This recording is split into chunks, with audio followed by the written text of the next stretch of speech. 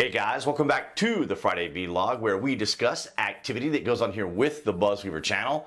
That includes things like current events, headlines that are in the news, pop culture, social media, technology, and items of interest that come up during the week that allow us to have a little bit of a dialogue. I want to welcome all of you guys from New Tech and, of course, all of you here on YouTube for your guys' continued support. We start things off from the Mercury News out of San Jose, California. Meta restores Trump's Facebook, Instagram accounts. Twitter restored Trump's account in November. Donald Trump's Facebook and Instagram accounts were restored on Thursday, allowing the former president to once again post on the social media platforms. A Meta spokesperson confirmed to CNN. Well, go figure, they confirmed it to Legacy Media, who they also consult with in all of this establishment uniparty coordination.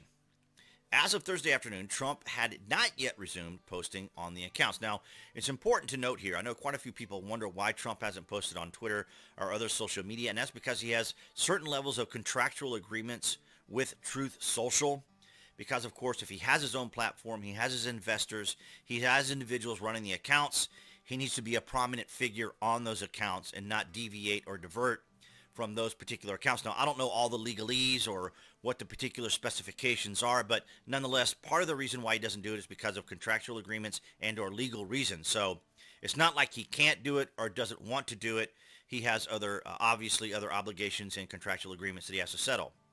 Trump's reinstatement comes weeks after Facebook's landmark announcement that it would restore the former president's access following a 2-year ban in the wake of the January events. Meta previously said it would take a few weeks before Trump could access his account. The company's suggested delay was to give the company time to install guardrails on Trump's account that could result in it being suspended again if he breaks the company's rules. So they gave themselves a way out. How despicable and disgusting and absolutely obnoxious of Facebook, who, of course, as you know, when we covered all these things, we're all working with a certain agency within our own government. Dashboards that allowed them to access accounts and see accounts that they considered to be a concern of theirs under the auspice of disinformation, as I try to highlight but can't because it's a hyperlink there on the page. But nonetheless, this is not a mystery to any of us here on the BuzWeaver channel.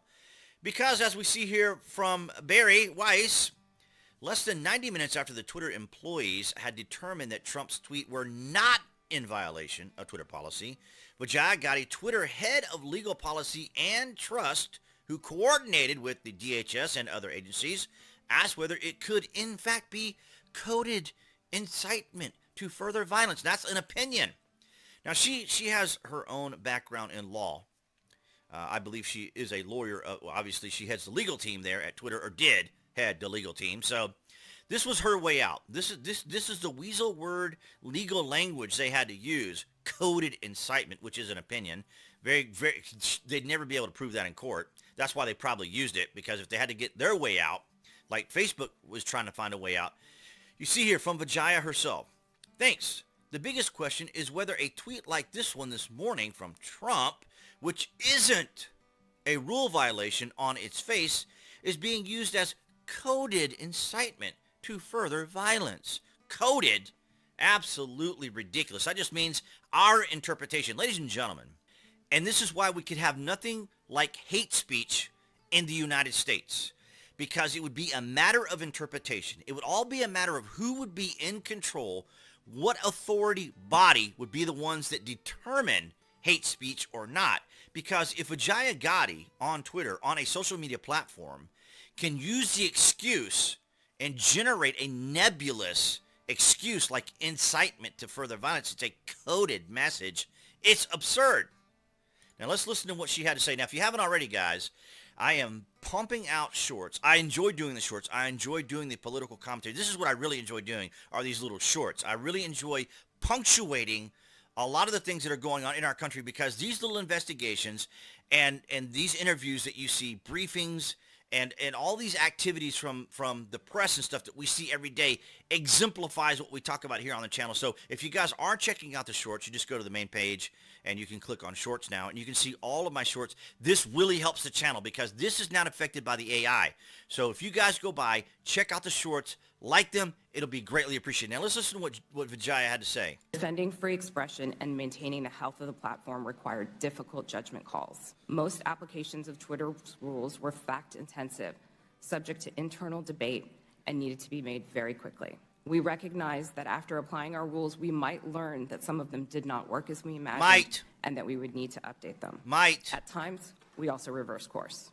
For example, on October 14, 2020, the New York Post tweeted articles about Hunter Biden's laptop with embedded images that looked like they may have been obtained through hacking. In 2018, we had developed a policy intended to prevent Twitter from becoming a dumping ground for hacked materials. We applied this policy to the New York Post tweets and blocked links to the articles embedding those source materials. Over the course of that day, it became clear that Twitter had not fully appreciated the impact of that policy on free press and others. As Mr. Dorsey testified before Congress on multiple occasions, Twitter changed its policy within 24 hours and admitted its initial action was wrong. Yep, that's right. Because once the knee-jerk reaction is out there, once they get their initial knee-jerk reaction and people retweet and things go viral, then later 72 hours, 24 hours, 48 hours, 80 hours, however many hours, and then Jack Dorsey going before Congress, it doesn't matter. The damage is already done. The knee-jerk reaction, the emotional response that they're looking for has already happened. So when the truth comes out, as we're learning now, as I cover here on the channel, sometimes people weren't even aware of these things. I asked some of the people that I know who aren't necessarily political about some of these things, and most of them don't even know that this even went on. They just assume that whatever the media is talking about, whatever the Democrats are saying, or whatever is being said by an authoritative body, that it must have levels of merit, authority, and truth. And in reality, we can see the manipulation, the intentional manipulation, selective rule enforcement that's still happening even here on YouTube when I make videos, which is just sad because I do current event news that is breaking, top stories, right? And I do them now, and I need to release them when the story is out because that's when it's going, that's when people are talking about it. I don't have the luxury of waiting 24, 48, 80 hours to be able to break a story on a breaking topic. I just don't have that luxury. So that's what's so great about the shorts, because with YouTube Shorts, it doesn't seem to be affected by the AI. I think I may have had one video that was affected by the AI. I think one of them wasn't set up immediately for monetization, but at the time there wasn't any monetization for shorts. Now we do have them as of last week. I think it was the 2nd of February. Last week we were now able to monetize our shorts. So I am very grateful for that. Very grateful for your guys' continued support because so much seems to be happening through shorts.